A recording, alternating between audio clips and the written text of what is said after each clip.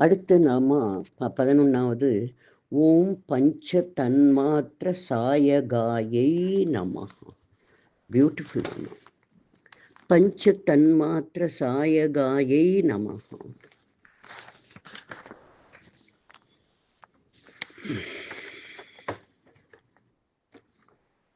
பஞ்ச அப்படின்னா 5, தன்மாத்திரைகள் அப்படின்னா புலன்கள்.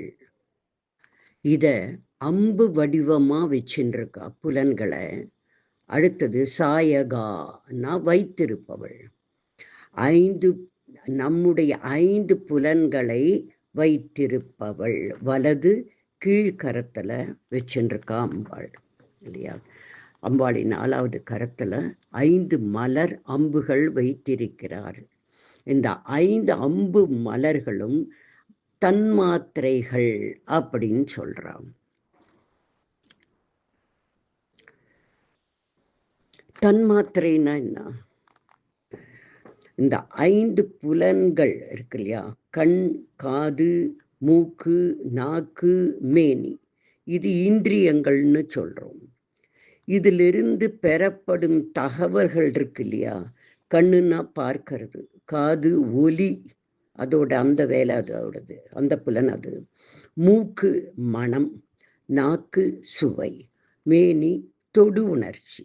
ஆக கண்ணு, காது, மூக்கு, நாக்கு இல்லையா, தோல், இதெல்லாம் இந்திரியங்கள்.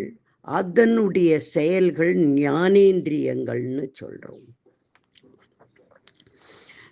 அதனால் கிடைக்கக்கூடிய அறிவை, இந்த 5 புலன்களால் கிடைக்கக்கூடிய அறிவை ஞானேந்திரியங்கள்னு சொல்றோம்.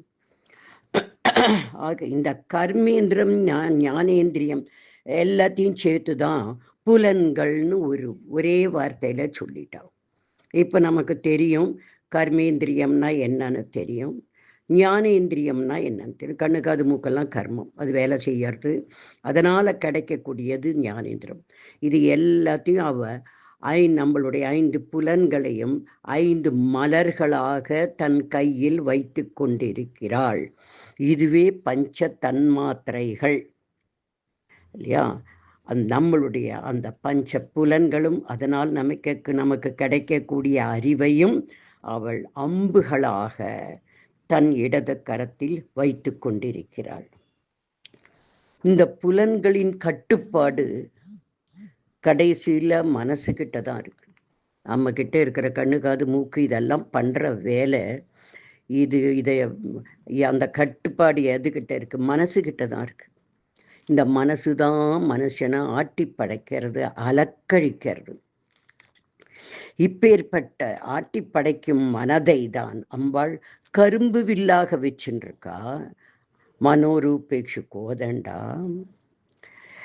அம்பாளை உபாசனை செய்தால், அவளை தீவிரமாக வழிபட்டால், இந்த புலன்கள் தரும் தகவல்கள், அதனால் தடுமாறும் நம்ம புத்தி, அதை நெறிப்படுத்தி நேராக்கி சரியான வழியில் அவள் பக்தர்களை அவள் வழி நடத்துகிறாள். பஞ்ச தன்மாத்திர சாயகாயை நமஹ.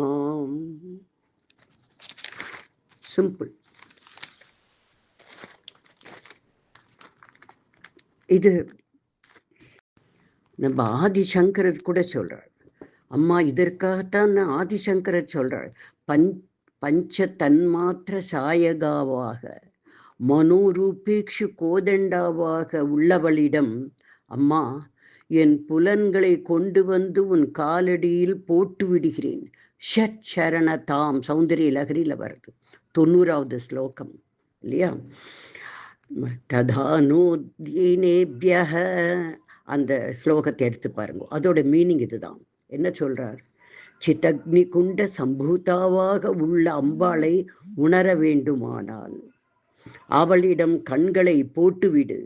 போட்டுவிடுன அவகிட்ட, அம்மா என் கண்ணு என்னென்ன பார்க்கிறதோ என்னென்ன செய்யறதோ அதெல்லாத்தையும் உங்ககிட்ட சமர்ப்பணம் பண்றேன். எது நல்லதோ எது கெடுதலோ அதை நீக்கி எனக்கு அனுகிரகம் பண்ணுமா என் கண்களை போட்டு விடுகிறேன். 2வது காரணம் என்ன? உன்னையே தான் நான் பார்க்கணும். அனைத்து ஜீவராசிகளும் நான் உன்னையே காண வேண்டும். அந்த அர்த்தமும் அதுல இருக்கு. காதுகளை போட்டு விடு. அந்த காதுகளில அவகிட்ட சமர்ப்பணம் பண்ணு. அவளை பத்தி பேசணும், அவளை பத்தி கேட்கணும். எல்லாமும் அவளுடைய நாமாக்களாகவே இருக்க வேண்டும் அப்படிங்கிற அர்த்தத்துல காதுகளை போட்டு விடு, புலன்களை போட்டுவிடு, மனதை போட்டுவிடு. அவள் அவற்றை சரிபடுத்தி நெறிப்படுத்தி விட்டால் பார்க்க வேண்டியதை, செய்ய வேண்டியதை இந்திரியங்களும் மனமும் செய்யும் தகாத விஷயங்களுக்கு போகாமல் நம்மை காப்பாள். அதனாலதான் அம்பாள் கிட்ட தன்னிடம் நம் மனதை வில்லாகவும் புலன்களாகிய தன்மாத்திரைகளாகவும், அதாவது என்ன, மலர் அம்புகளாகவும் வைத்திருக்கான். கோதண்டத்தை வச்சுருக்கா வில்லா, ஆசைகளை வச்சுருக்கா அம்புகள் போல அந்த 5 மலர்களையும் வைக்கிறார். அதுதான் இந்த பஞ்ச தன்மாத்திர சாயகாயே நமகாங்கிற நாமத்தோடைய அர்த்தம். இந்த தன்மாத்திரைகளை எங்கு செலுத்த வேண்டுமோ அங்கு அவள் செலுத்துபவள். மனோரூபேக்ஷு கோதண்டா பஞ்ச தன்மாத்திர சாயகாயை நமகாம். இல்லையா? இது சௌந்தரிய லகரியில் அழகான ஸ்லோகம் இல்லையா? ததா நேதீனேபியஹ ஸ்ரீயமனிஷமாசானு சதுஷீம் அமந்தம் சௌந்தரிய பிரகரமகரந்தம் விகிரிதி தவாஸ்மின் மந்தார சதபக சுபகே யாது சரணே நிமஞ்சன் மஞ்சீவ கரண சரண சரணதாம். என்ன சொல்றார்னா ஆச்சாரியாள், தேவியுடைய சரணங்களில் ஒருவன் தனது இந்திரியங்களையும் மனதையும் லயப்படுத்தி தேவியின் பாதங்களில் அர்ப்பணித்து விட்டு மனதினால் அவளை தியானம் செய்து நமஸ்காரம் செய்த மாத்திரத்தில் எல்லா அவஸ்தைகளிலிருந்தும், ஒரே வார்த்தை அவஸ்தைன்னு சொல்லிட்டார், விடுபடுகிறார்கள், விமுக்தர்களாகிறார்கள். அப்படிங்கிற அர்த்தத்துல இந்த அருமையான இது நம் நாமாக்கள் நமக்கு கிடைச்சிருக்கு இல்லையா? இந்த நாமாக்களை சொல்றவா, எழுதினவா, உற்பத்தி பண்ணினவா யாரு? அந்த யோசிங்கோ. ஆக மனோரூபேக்ஷு கோதண்டாயை நமஹா பஞ்ச தன்மாத்திர சாயகாயை. ரெண்டுக்கும் ஒரு சம்பந்தம் இருக்கு. இதுதான் இந்த நாமத்தை அர்த்தத்தை புரிச்சுக்கோங்க இல்லையா? வாக்தேவிகள் தான் எழுதினது. ஓகே. ஸ்ரீமாத்ரே நமஹ. ஓம் ஸ்ரீ லலிதாம்பிகாயை நமஹ. ஓம் ஸ்ரீ மகாபெரிவா சரணம். அம்பாள் அவள் படைத்த ஜீவர்களை எல்லாம் தன்னுடைய ஆதீனத்தில் வைத்திருக்கிறாள் அப்படின்னு நம்ம 11வது ஸ்லோகம் மட்டும் படித்தோம். பஞ்ச தன்மாத்திர சாயகாயை நமஹா அப்படின்னு ஜீவர்களின் மனமும் ஐம்பொறிகளும் அதனுடைய செயல்பாடுகள் எல்லாமே அவள் பொறுப்பில் இருக்கிறது. தன்னுடைய கண்ட்ரோலில் அம்பாள் வச்சுருக்கா. அதை மீறி நடக்கும்போது தான் எல்லா கஷ்டங்களும் வருது. சரி, இப்படிப்பட்ட அம்பாளை பற்றி ஒரு சின்ன நம்ம ஒரு அறிமுகம் செஞ்சுக்கலாம். ஸ்ரீ லலிதா திரிபுர சுந்தரி சிவனோடு ஒன்றிணைந்த பிரிக்க முடியாத ஆதி பரம்பொருள். சிவசக்தியைக்க ரூபிணியை நமகா அப்படின்னு வருது ஒரு நாமம். அம்பாள் லலிதையாக, அழகின் ஸ்வரூபமாக, லோகாதீதாவாக உலகில் விளையாடி கொண்டிருப்பதால் அம்பாளிற்கு லலிதா என்ற திருநாமம். அம்பாளுக்கு பல நாமங்களில் லலிதான்னு ஒன்று வருது. அந்த லலிதாவுடைய திருநாமம் அம்பாளுக்கு உரிய நாமமாக இருக்கிறது. ஏனென்றால் லலிதா என்றால் விளையாடுபவள். அம்பாள் நம்மிடம் விளையாட்டு போல நல்லவற்றை காட்டி வாழ்க்கையை சுமையாக கஷ்டமாக நினைத்து வாழ வேண்டியது இல்லை. மகிழ்ச்சியோடு சகல நன்மைகளையும் அன்னையிடமிருந்து பெற்று தர்மமாக வாழலாம் என்பதை உணர்த்துபவள் ஸ்ரீ லலிதா தேவி. அவளுடைய நாமங்கள் அதைத்தானே சொல்றது. இந்த உலகின் அன்னை அவள், நாம் அவளின் குழந்தைகள். இதை நம்ம மறக்கக்கூடாது. அவள்தான் தாயார், அவளுடைய குழந்தைகள் நாம. பலவிதமான தெய்வ உருவங்களின் ஜெகன்மாதாவான சக்தி தத்துவம் மிகவும் உயர்ந்தது. எல்லா தெய்வ உருவங்களிலும் ஒரு சக்தி இருக்கு. அந்த சக்தி, the very vital energy is Ambal. அது ரொம்பவே உயர்ந்த ஒன்று.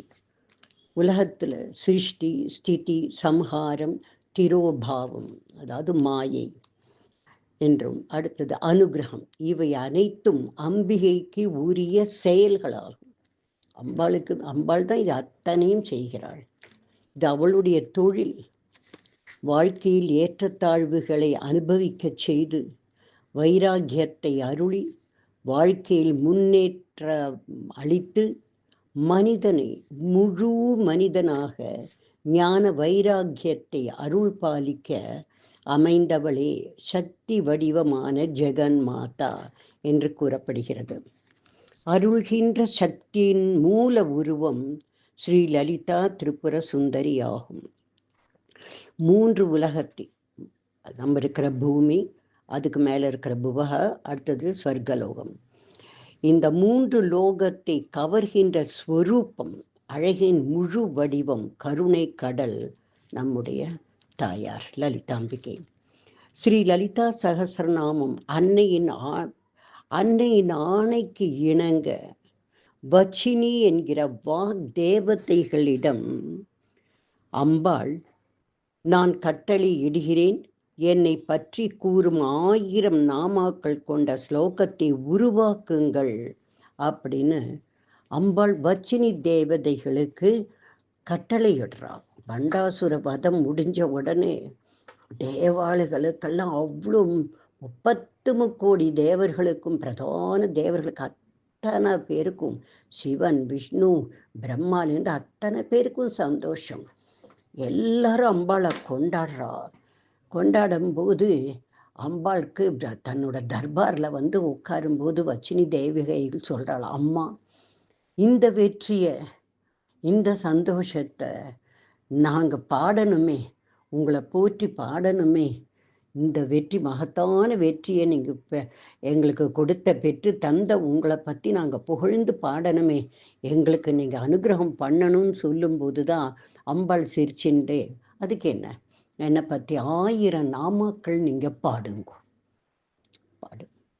என்னுடைய பக்தர்கள் பூமியில் இருக்காளே, அத்தனை பேரை படைச்சிருக்காளே அம்பாள், என் பக்தர்கள் இதனை பாராயணம் செய்து என்னை வந்து அடையட்டும், என்னிடம் அடைக்கலம் பெறும் உபாயமாக இந்த நாமாக்கள் அமையட்டும் என்று தேவி கூற, அதன்படி வச்சினி தேவதைகளால் உருவாக்கப்பட்டதே ஸ்ரீ லலிதா சகஸ்ரநாமம்.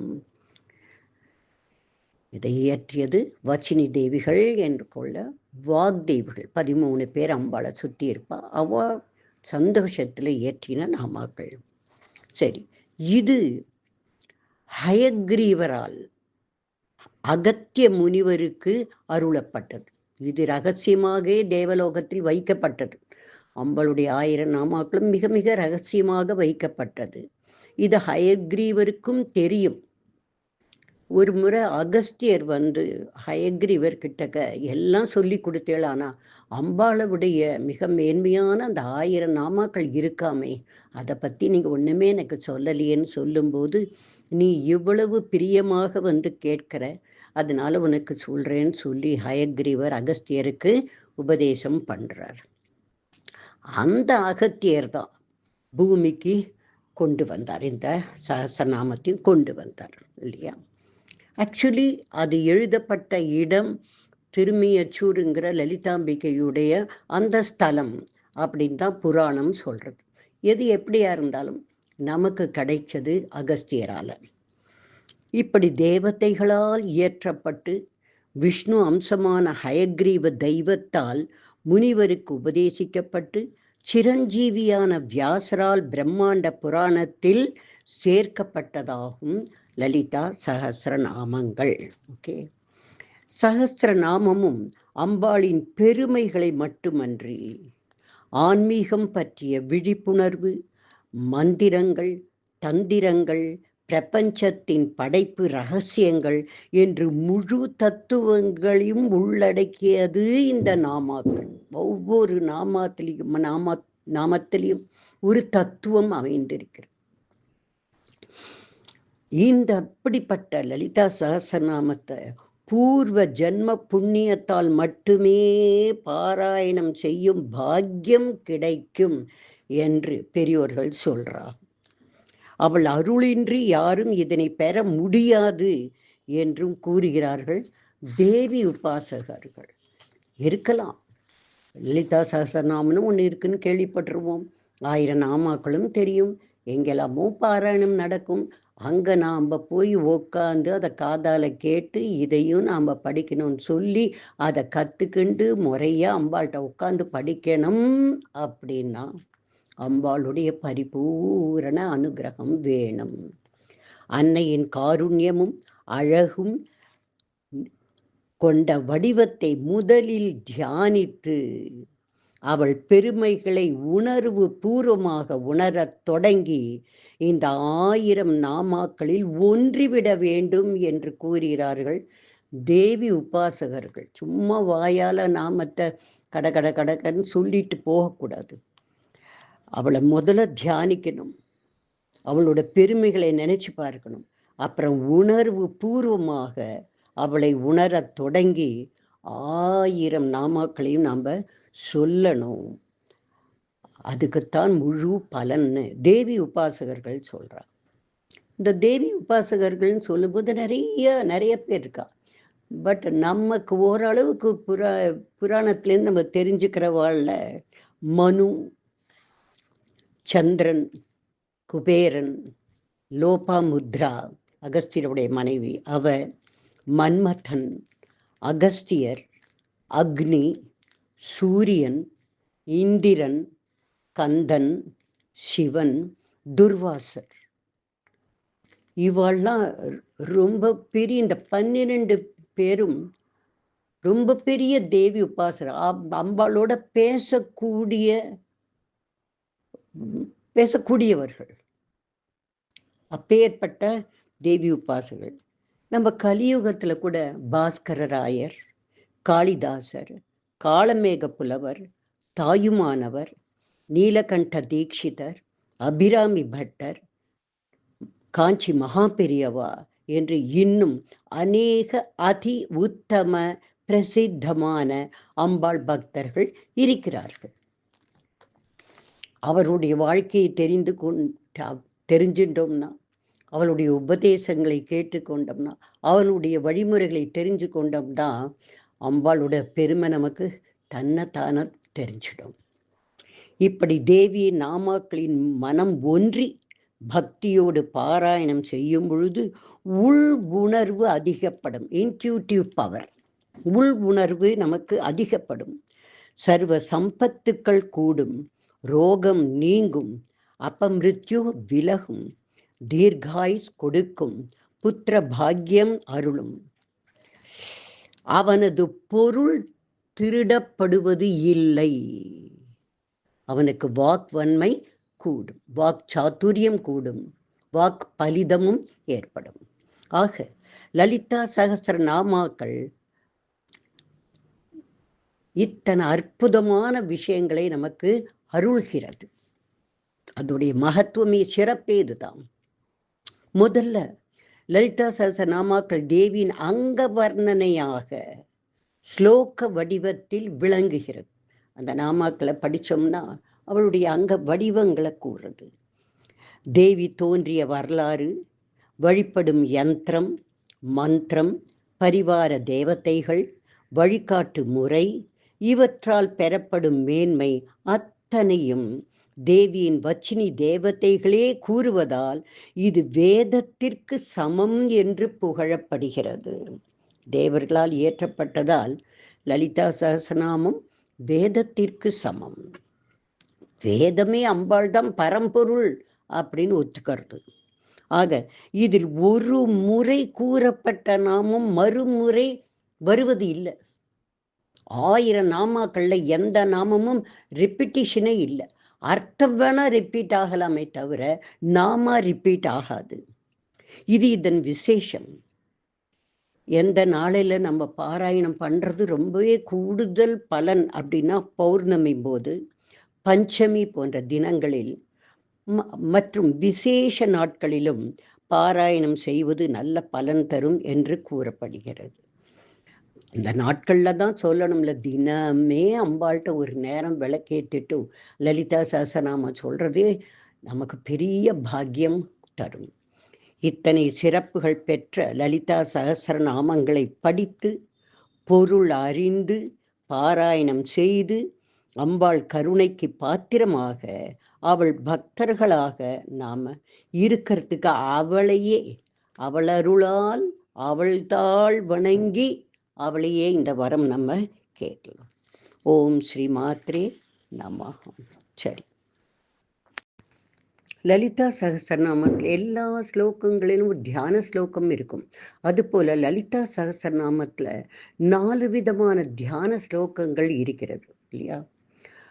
முதல் ஸ்லோகம் வாக்தேவிகளால் அருளப்பட்டது. சிந்தூராருண விக்கிரகாம் திரிநயனாம் மாணிக்ய மௌலி ஸ்புரத் தாராநாயக சேகராம் ஸ்மிதமுகி ஆபீன வக்ஷோருஹாம் பாணிभ्याम् अलिपूर्णरत्नसचकं रक्तोत्फलं बिभ्रतीं सौम्यां रत्नघटस्थरक्तचरणां ध्यायेत् पराम् अम्बिकाम्. இது முதல் தியான ஸ்லோகம். இது வாக்தேவிகளால் அருளப்பட்டது அப்படின்னு சொல்லப்படுறது. இதோட அர்த்தம் என்ன? சிந்தூராருண விக்கிரகம், குங்குமத்தின் நிறத்தை ஒத்த உதிக்கும் சூரியனை போன்ற பிரகாசமான உருவம்.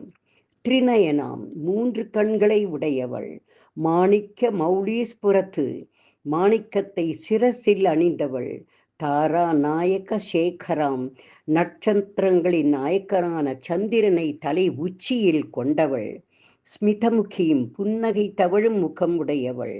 ஆபீன வக்ஷோருகாம், திண்மையான மார்பகங்களை உடையவள். பாணிபியாம், கைகளில் அலிபூர்ண ரத்ன சட்சகம், தேன் நிரம்பிய ரத்ன கிண்ணத்தை ஏந்தி இருப்பவள். ரக்தோத்பலம் பிப்ரதீம், சிவந்த மலர்களை ஏந்தியவள். சௌமியாம், அழகு பொருந்தியவள். ரத்ன கடஸ்த, ரத்ன குடத்தை ஏந்தி இருப்பவள். இரத்த சரணாம், சிவந்த பாதங்களை உடையவள்.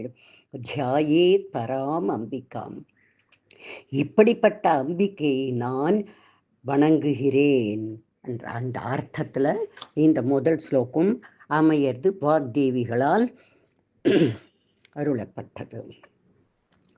அடுத்த ஸ்லோகம், அருணாம் கருணா தரங்கிதாட்சீம் திருதபாசாங்குச புஷ்பபாண சாபாம் அணிமாதீபிராவிருதாம் மயூகை அகம் இத்யேவ விபாவயே பவானி. இது தத்தாத்ரேயரால் இயற்றப்பட்டதுன்னு சொல்றான். ஆக இதோட அர்த்தம் என்ன? அருணாம், அருணோதய சூரியனை போன்றவள். கருணா, கருணை கொண்டவள். தரங்கி, அலை. அக்ஷி, கண்கள். தரங்கிதாட்சிம், அதாவது அலைகள் போன்று சலனமுள்ள கண்களை உடையவள். திருத்த, தரித்து கொண்ட. பாச, கயிறு, ஜீவனை பந்தப்படுத்தும் சூக்ஷ்ம பிடிப்பு. அங்குசம், தீங்கு நினைக்கும் ஜீவர்களை அடக்கும் ஆயுதம். புஷ்பபான, மலர் அம்புகள். சாப்பாம், கரும்பு வில். அணிமாதி பிராவிருத்தாம், அஷ்டமா சித்திகளால் சூழப்பட்டவள். மயூகை, ஒளிர்கதிர்கள். அகம், நான். இத்யேவ, இப்படிப்பட்ட. விபாவையே, மகத்துவம் உடைய. பவானி, தேவி பவானியை தியானிக்கிறேன். அதாவது உதய சூரியனின் நிறத்தை ஒத்தவளும் கருணை பொங்கும் அலை போன்ற சலனமுள்ள கண்களை உடையவளும், பாசம், அங்குசம், புஷ்ப அம்புகள், கரும்பு வில் இவற்றை ஏந்தியவளும், அஷ்டமா சித்திகளால் சூழப்பட்டவளும், ஒளிர் கதிர் போன்று பிரகாசிப்பவளும், பெரும் மகத்துவத்தை உடையவளுமான பவாரியை நான் தியானிக்கிறேன் என்று சொல்கிறார் தத்தாத்திரேயர். இது அவருடைய அம்பாளின் தியான ஸ்லோகம்.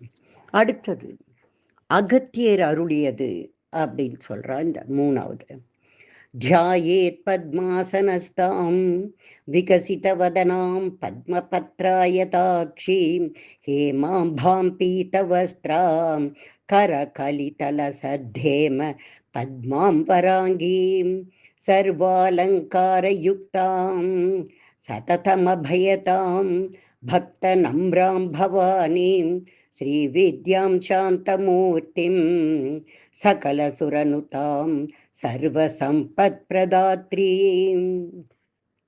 இதுக்கு என்ன அர்த்தம்? தியாயேத் பத்மாசனஸ்தாம், தாமரையில் வீற்றிருப்பவள், விகசித வதனாம், பிரகாசிக்கும் வதனத்தை உடையவள், பத்ம பத்ராய, தாமரை இதழ்களில், அக்ஷி கண்கள், ஹேமாம்பாம் தங்கம் போன்றவள், பீத்தவஸ்திராம் பிரகாசிக்கும் ஆடையை அணிந்தவள். பீத்தம்தான் மஞ்சள் அப்படின்னு அர்த்தம் உண்டு.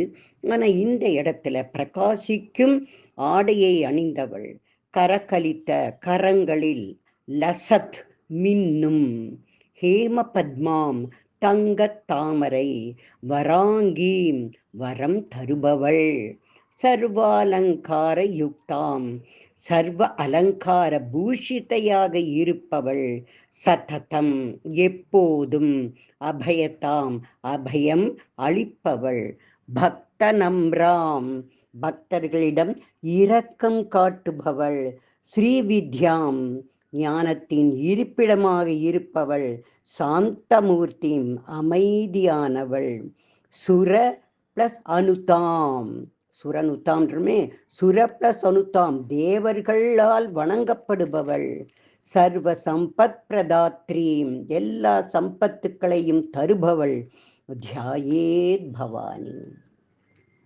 இப்படிப்பட்ட பவானியை வணங்குகிறேன் அப்படின்னு அகத்தியர் அருளிய தியான ஸ்லோகம். இது தியான ஸ்லோகம் நாலாவது. இது ஆதிசங்கரர் அருளியது அப்படின்னு சொல்றார். சகுங்கும விலேபனாம் அளிக சும்பி கஸ்தூரிகாம் சமந்த ஹசிதேக்ஷணாம் சச்சர சாப பாசாங்குஷாம் அசேஷ ஜனமோகினி அருணமால்ய பூஷாம்பராம் ஜபா குசும பாசுராம் ஜப விதௌ ஸ்மரேதம்பிகாம்.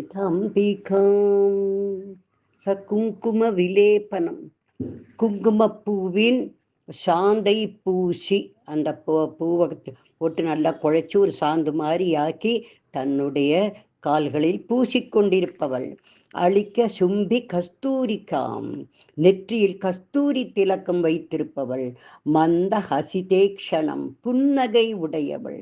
சர சாப பாசாங்குசம், அம்பு வில் பாசம் அங்குசம் இவற்றை வைத்திருப்பவள். அசேஷ ஜனமோகினி, அனைத்து ஜனங்களையும் மோகிப்பவள். அருணமால்ய பூஷாம்பராம், செந்தூர வர்ண அணிகலன்களை அணிந்திருப்பவள். ஜபா குசும பாசுராம், செம்பருத்தி மலர் போல் பிரகாசமாக இருப்பவள். ஜபவிதௌ ஸ்மரேத் அம்பிகாம், ஜபம் செய்யும் போது தாயே ஜபம் செய்யும் போது இவ்வாறு அம்பாளை தியானிக்கிறேன் என்று ஆதிசங்கரர் தன் தியான ஸ்லோகத்தை ஆரம்பிக்கிறார். ஆக குங்குமப்பூவின் சாந்தை பூசி இருப்பவளும், நெற்றியில் கஸ்தூர திலக்கம் வீட்டவளும், புன்னகை தவழும் முகம் கொண்டவளும், அம்பு வில் பாசாங்குசத்தை கரங்களில் வைத்திருப்பவளும், எல்லா ஜீவன்களையும் தன்னிடத்தில் மோகித்திருக்க செய்பவள். அவள் சிவப்பு மாலை, செம்பருத்தி மாலை என்று சர்வாலங்கார பூஷிதையாக காட்சி தருகிறாள். அந்த அம்பிகையை நான் ஜபத்தின் போது தியானிக்கிறேன். இந்த வடிவத்தில் தான் ஆதிசங்கரன் தன் மனதில் அம்பாளை இருத்தி கொண்டு அவர் தியானம் செய்வதாக கூறுகிறார். இப்படி லலிதா சகஸ்ரநாமத்தின் 4 விதமான தியான ஸ்லோகங்கள் உள்ளது. இந்த தியான ஸ்லோகங்கள் அம்பாளின் ஸ்வரூப லாவண்யத்தை வர்ணிப்பதாக அமைந்துள்ளது. தியானத்திற்கு முதலில் நாமம், அடுத்து ஸ்வரூபமும் வேணும். நாமம் சொன்னா கூடவே ஸ்வரூப நினைவு வந்துடும். ஸ்வரூபத்தை பார்த்தா நாமமும் வந்துடும். ஆக இது இரண்டும் சேர்ந்துள்ளதாக இருக்கிறது. அந்த நாமங்களோடு அம்பாளின் சொரூப லட்சணங்களையும் அவளின் இருப்பையும் ஏற்றுக்கொண்டிருக்கும் பொறுப்பையும் நாம் 11 நாமாக்களில் அறிந்தோம். அம்பாளுடைய நாமம் தியான ஸ்லோகத்திற்கு அப்புறம் வரக்கூடியது முதல் நாமம் ஸ்ரீமாதா இல்லையா? அதில் ஆரம்பிச்சு 11 நாமாக்களில் அவளை அவளுடைய சௌந்தரியம், அவளுடைய இருப்பிடம், அவளுடைய அணிகலன்கள், இதெல்லாத்தையும் தான் நம்ம பார்த்துட்டு வந்தோம். ஸ்ரீ மாதாவாக உலகத்தின் அன்னை என்று பிரகடனப்படுத்திக் கொள்கிறாள். மகாராஜ்ஞியாக காக்கவும் செய்கிறாள் என்று அவள் குணம் இந்த நாமங்களில் வெளிப்படுகிறது. சிம்ஹாசனேஸ்வரியாக இருந்து உலகத்தை ஆள்கிறாள். அக்னி குண்டத்திலிருந்து தோன்றியவள், தேவ காரியத்தை முடித்து கொடுத்தவள் என்று முதல் 5 நாமாவில் நாம் தெரிந்து கொண்டோம். இப்படி அனுகிரகிக்கும் அம்பாள் எப்படி, எந்த தோற்றத்தில், எந்த ஆயுதங்களை தாங்கி இருக்கிறாள், எப்படி அனுகிரகம் செய்கிறாள் என்பதை கூறும் நாமாக்கள் 6லிருந்து 11வது நாமம் வரை, அதாவது பஞ்ச தன்மாத்திர சாயகாயை நமஹா அப்படிங்கிற மட்டும் நம்ம படிச்சுட்டு வந்தோம். ஆக இப்படியான ஒரு அம்பாள் சிவசக்திக ரூபிணியாக இருக்கக்கூடியவள், லலிதாம்பிகையாக வந்தவள், மகோன்னத தேவி உபாசகர்களால் தியானிக்கப்பட்டு அவ வணங்கப்பட்டாள், போற்றப்பட்டாள், தியானிக்கப்பட்டாள். அது எல்லாமும் நமக்கு அருளை பெற்றோம். நாம் அதெல்லாமும் படிப்போம். அது எல்லாத்தையும் படித்து நாமும் அவளுடைய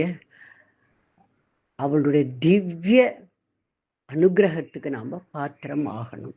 இனி 11வது நாமாக்கள்ல இருந்து நாம் அதனுடைய அர்த்தங்களை நம்ம தெரிஞ்சுக்கலாம். ஓம் ஸ்ரீ மாத்ரே நமஹ.